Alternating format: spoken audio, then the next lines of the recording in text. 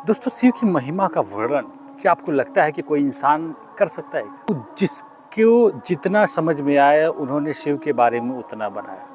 लेकिन इसके बाद भी अभी भी शिव और उनकी शक्ति आम लोगों से अनछुई है, यानी बहुत दूर है। हम महादेव के बारे में जितना जानते हैं बहुत थोड़ा-सा है, क्योंकि वो अनंत, अविनाशी, अजर और सबसे बड़ी चीज़ है कि हमारे इष्ट और हमारे आराध्य हैं भोलेनाथ। तो दोस्तों, आज हम आए हुए हैं विजिट करने बिहार के सरजमी पे दोस्तों, सासाराम के चंदनगिरी पर्वत पे। आप देख रहे हैं कि पीछे हमारा खूबसूरत सा चंदनगिरी पर्वत के बगल में सटा हुआ ये तालाब है।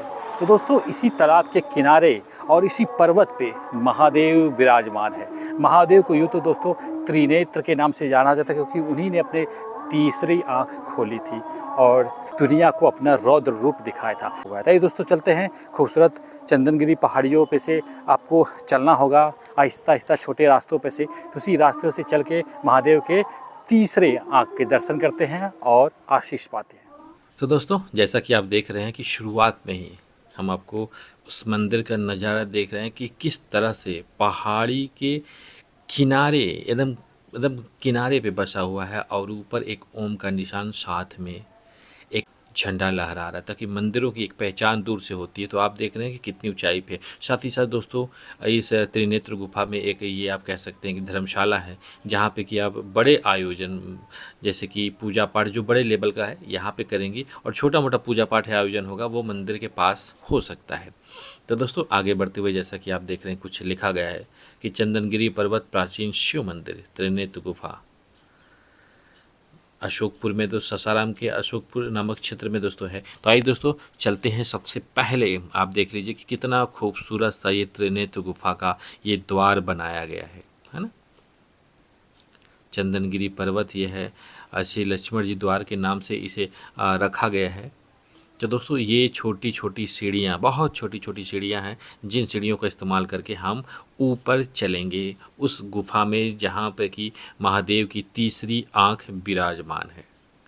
और उसके दुर्लभ दर्शन करने के लिए दोस्तों हमें कठिन रास्तों से चलना ही पड़ता है। तो चूँकि दोस्तों वीडियो की स्पीड थोड़ी हमने ज़्यादा कर दी है, ताकि कि आसानी से कम समय में हम पहुँच जाएँ ऊपर। और आप देख रहे हैं किस तरह से दोनों तरफ वृक्षों के बीच में से, यानी हरियाली के बीच में से सुकून देते हुए जो नज़ारे हैं वो हमें मिल रहे हैं यहाँ पे। साथ ही साथ दोस्तों, ये चंदनगिरी जो पर्वत है, जिसे शहीद चंदन शहीद पहाड़ी के नाम से भी लोकल लोग जानते हैं, कि अगर आप किसी से कह दीजिए कि शहीद पहाड़ी पे जाना है तो वो आपको यहाँ पहुँचा देंगे। जी दोस्तों, कहानियों में, किंवदंतियों में ऐसा माना जाता है कि अशोक और उनके बेटे बिम्बिसार ने अपना कीमती खजाना इसी चंदनगिरी पर्वतों में कहीं पे छुपाया है, मतलब कंदराओं में किसी तरह खोज करके छुपाया गया है। तो देखिए दोस्तों, ये प्रमाणिकता इसकी नहीं मिलती, सिर्फ किंवदंतियाँ हैं कि इस पहाड़ी में अशोक और उनके बेटे बिम्बिसार ने अपना कीमती खजाना आज भी छुपाया हुआ है, तो आज भी दफन है। तो चलते चलते दोस्तों बीच रास्ते में देख लीजिए पवन पुत्र हनुमान बजरंग बली जी की एक प्रतिमा स्थापित है, कि आप दर्शन करते जाइए, ताकि आपके जो मन के मनोभाव है ना वो विचलित ना हो, नहीं आपको थकान महसूस ना हो।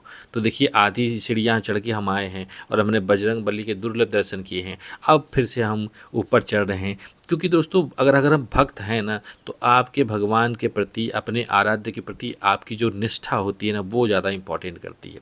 तो जब निष्ठा हो तो कैसे भी रास्ते क्यों ना हो, हम आसानी से पार कर लेते हैं बिना किसी तकलीफ़ के। तो देख रहे हैं कि हम किनारे किनारे सीढ़ियाँ बनी हुई है, किस तरह घुमावदार सीढ़ियाँ बनी हुई है, और ये सासाराम शहर आप देख लीजिए दूर से कैसा दिख रहा है।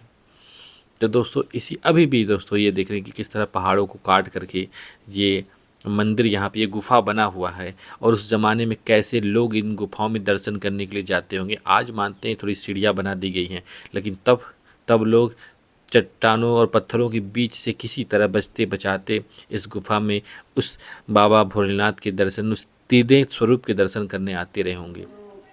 तो दोस्तों, इसी तरह देखिए लगभग तकलीफ़ों और परेशानियों से जूझते झेलते हुए हम भी अब आ चुके हैं मुख्य गर्भगृह के पास, यानी उस त्रिनेत्र गुफा में, जहाँ की महादेव की तीसरी आंख विराजमान है। और आप देख रहे हैं बहुत सारी महिलाएं। तो दोस्तों ये महिलाएं शिव चर्चा कर रही, चूँकि शिव का मंदिर है तो यहाँ पे शिव चर्चा करने के लिए इतनी महिलाएं यहाँ इकट्ठा हुई है। और दोस्तों सामने भगवान भोलेनाथ का वो त्रिनेत्र स्वरूप यहाँ पे देखिए विराजमान है। कितने खूबसूरत और दुर्लभ दर्शन हो रहे हैं।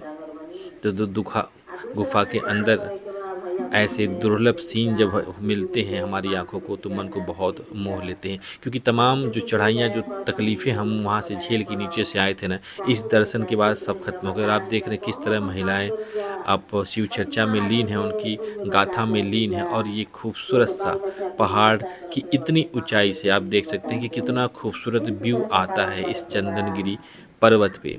सासाराम का व्यू बहुत खूबसूरत आता है, साथ ही साथ भोलेनाथ के हमने दर्शन भी कर लिए।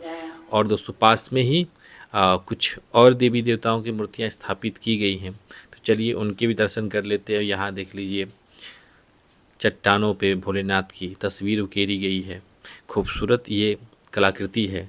आगे बढ़ते हुए दोस्तों और हम चलते हैं, अलग अलग देवी देवताओं के देख लीजिए। यहाँ पे गणेश जी की प्रतिमा स्थापित है, कंदराओं में ही है दोस्तों, सब गुफा ही बनाए गए हैं। गुफा है अपने आप, गुफा स्वतः निर्मित है जिसमें सिर्फ स्थापित की गई हैं मूर्तियाँ। यहाँ आगे चल के देखते हैं किस देवी या देवता की मूर्ति स्थापित है। तो दोस्तों ये देखिए माता की मूर्ति है, ये दुर्गा माँ विराजमान है यहाँ पे। तो यहाँ देख लीजिए गणेश जी भी हैं, दुर्गा माता जी भी हैं और शंकर जी की तीसरी शक्ति यहाँ पे विराजमान है। तो जो काफ़ी दुर्लभ दर्शन थे दोस्तों।